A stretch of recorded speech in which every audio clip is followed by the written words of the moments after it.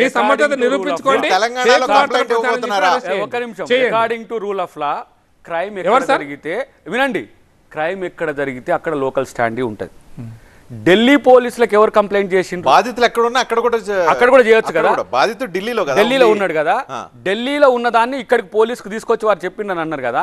ఇక్కడ చట్టాల మీద వాళ్ళకి నమ్మకం లేదు కదా. ఇక్కడ వాటి మీద ఇక్కడ వీళ్ళు బీజేపీ వాళ్ళు అమిత్ షా ఒక నిమిషం ఇక్కడ బీజేపీ వాళ్ళకి నమ్మకం లేదా అమిత్ షాకు? ఒక చర్చ. రెండవది, నేను ఇదే మన టీవీలో చర్చ కాశ్మీర్ అది పాకిస్తాన్ మీద చేసిన చర్చలో ఒకడు దరిద్రుడు 10 సెకండ్లు చేసి ట్రిమ్ చేసి పెట్టిండు.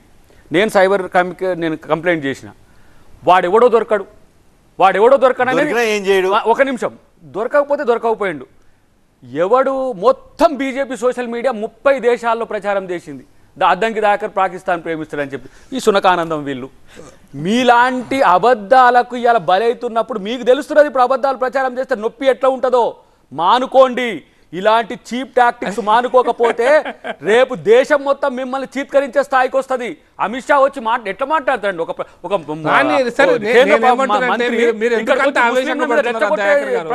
ఆవేశం ఎందుకు మీకు? అరే ఎంత ఆవేశం ఎందుకు? ముస్లింలు అంటే అంత కసి ఎందుకు? ముస్లింల నుంచి హిందువులు ఓట్లేస్తారు అనుకున్నారు. మొత్తం హిందువులే ఇలా కార్డు పెట్టి పడేస్తారు. మొత్తం 180 పరిస్థితి. అరే సరే రజనీకాంత్ గారు మళ్ళీ ముస్లింల వైపు ఎందుకు? నేను ఒకటే పాయింట్ చెప్తున్నా. తెలంగాణ రాష్ట్రంలో కూడా ఆంధ్రప్రదేశ్ హైకోర్టులో కూడా ముస్లిం రిజర్వేషన్స్ చెల్లవని జడ్జిమెంట్ ఇచ్చింది. ఆంధ్రప్రదేశ్ హైకోర్టు జడ్జిమెంట్ ఇస్తే కేసు వేసింది కూడా మా వాళ్ళే. జడ్జిమెంట్ ఇచ్చింది ఆంధ్రప్రదేశ్ హైకోర్టు. ఇప్పుడు సుప్రీం కోర్టులో కేసు ఉంది, పెండింగ్ లో ఉంది. ప్రకాష్ రెడ్డి గారు సుప్రీం కోర్టు పెండింగ్ అయ్యేంత వరకు కేసు సీరియస్ కేసా? రాజకీయం కోసం మీరు కాంగ్రెస్ ఆడుకోవటానికి వాడుకోవటానికి ఉపయోగపడేదా? ప్రకాష్ గారు ఒకటే రజనీకాంత్ రాజకీయంగా వాడుకోండి. మీరేమో పక్కన రిజర్వేషన్ అన్ని తొలగించబోతున్నారు, ఎస్సీ ఎస్టీ బీసీ రిజర్వేషన్ తొలగించబోతున్నారు అని జరుగుతున్న క్యాంపెయిన్ అడ్డుకట్ట వేయడానికి మీరు కేసు ఉపయోగపడడానికి అవకాశం ఉంది మీకు పెట్టడం ద్వారా. ఈ కేసు పెట్టిన తర్వాత మమ్మల్ని ఇట్లా చేస్తున్నారా అని చెప్పి కేసుని అడ్వాంటేజ్గా మార్చుకోవడానికి కాంగ్రెస్ పార్టీకి, రేవంత్ రెడ్డికి, వీళ్ళందరికీ ఉంది. ఇద్దరు పరస్పరం యూటిలైజ్ చేసుకోవడానికి మాత్రమే దీన్ని వాడుకుంటారా? లేదు ఈ సందర్భంగా ఫేక్ వీడియోలు తయారు చేసే వాళ్ళందరికీ ఏమైనా మెసేజ్ పంపించగలుగుతారా? నేను రజనీకాంత్ గారు ఒకటే నేను చాలా స్పష్టంగా చెప్తున్నా. ఇప్పుడు కాంగ్రెస్ పార్టీ ప్రచారాన్ని ఎవరు నమ్ముతలేరు కూడా. ఎందుకంటే మా పార్టీ నుంచి, మా జాతీయ నాయకత్వం నుంచి గల్లీ నుంచి ఢిల్లీ దాకా మా చర్యలు, మా యొక్క కార్యక్రమాలు ప్రజలకు రిజర్వేషన్స్ తీసేస్తారనే విషయాన్ని ఎవరు నమ్మరు. అయితే ఫేక్ వార్త వచ్చినప్పుడు ఫేక్ వార్త మీద పోలీసు వ్యవస్థ చర్య తీసుకుంటుంది. అది రాజకీయ వ్యవస్థ చర్య తీసుకోవాల్సిన అవసరం లేదు.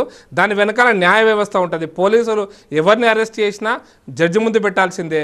జడ్జి న్యాయస్థానాన్ని గౌరవించేటట్టుంటే న్యాయస్థానం తీసుకునేటువంటి ప్రతి చర్యకు మేము కట్టుబడి ఉంటాం. ఇది చాలా స్పష్టం.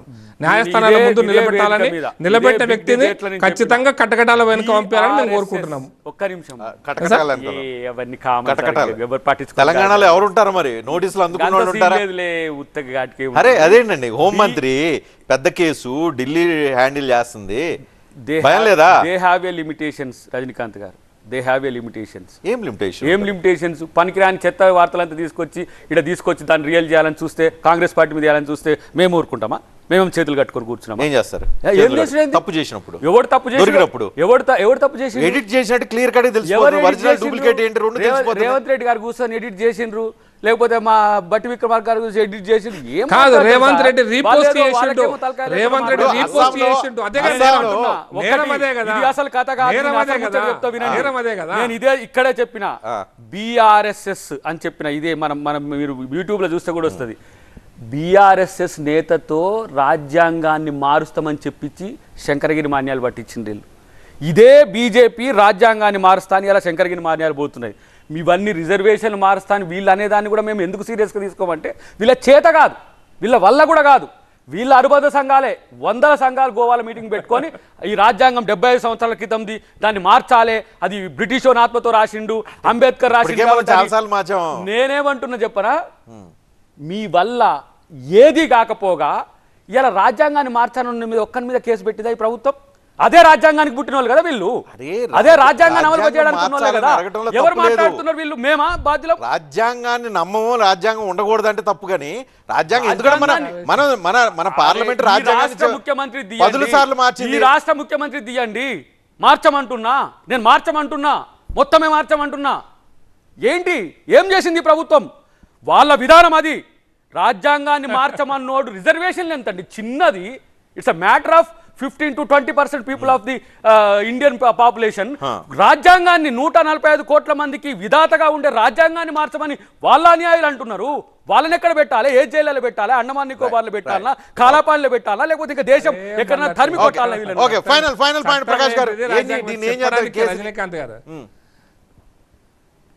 సార్, ఈ కేసు పోలీసులు వ్యవహరిస్తారు సార్. పోలీసులు చేసుకునే చర్యలకు మీకు నాకు పార్టీలకి ఏం సంబంధం లేదు ఎలక్షన్ సార్. ముందేనా, ఎలక్షన్ పోలీసులు తర్వాతా ఇది? ఎవరిని కేసులు పెట్టి ఎవరిని సెటిల్ అయ్యేది.